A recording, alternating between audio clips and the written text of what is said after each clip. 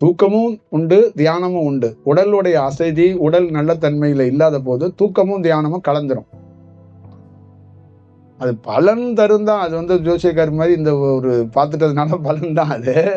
ஆனா அதுக்குள்ள என்ன அப்படின்னா, இந்த உடலை நல்ல தன்மைக்கு மாத்தணும். அதுதான் பலன். ஒரு நாள் அது மாறுறதுக்கு ஒரு வாய்ப்பை நம்ம அது உருவாகும் போது, அது தூக்கம் தனியா, தியானம் தனியாங்கிறது நமக்கு பிரிக்கப்படணும். தூக்கத்தையும் தியானத்தையும் ஒன்றா கலக்க கூடாதுங்கிறத நம்ம உணர்ந்துக்கணும், பார்த்துக்கணுங்கிறதா நம்ம சொல்றது. சரிதானே? அப்ப தூக்கம் வேறு, தியானம் வேறு. இல்ல இது நடக்கும், எல்லாருக்கும் நடக்கும்.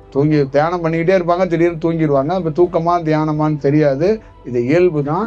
அந்த தன்மை மாறுறதுக்கு ஒரு வாய்ப்புகள் அது உருவாக்கப்படும். உருவாகும் போது அது ஒரு நல்ல சூழல் கிடைக்குங்கிறத நம்ம பார்த்துக்கணும். இதெல்லாம் இயல்பு, இதெல்லாம் சகஜம். ஒரு ஞானிக்கே நடக்கும்.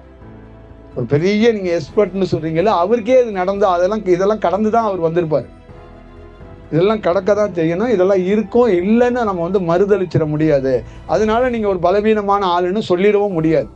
இதெல்லாம் நடக்கலைனாதான் நம்ம ஆச்சரியப்படணும். இதெல்லாம் உடல்ல எல்லா விதமான செயலும் நடக்கதான் செய்யும். அதையும் கடந்துதான் நம்ம வரணுங்கிறது தான் அதோடைய உண்மையான அது ஒரு வடிவமா இருக்கு.